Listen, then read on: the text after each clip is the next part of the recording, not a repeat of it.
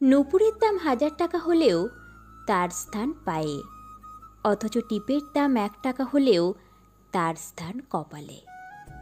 ইতিহাস সাক্ষী আছে, নুনে কখনো পোকা ধরেনি, কিন্তু মিষ্টিতে তো প্রতিদিনই ধরে, পিঁপড়েরাও ছাড়ে না।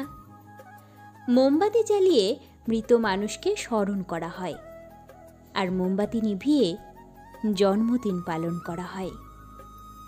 মানুষ সোজা পথে চলতে চায় না, আর বাঁকা পথে সবারই আগ্রহ বেশি। সেজন্যই মদ বিক্রেতাকে কারোর কাছে যেতে হয় না, আর দুধ বিক্রেতাকে বাজারের ধারে ধারে ঘুরতে হয়।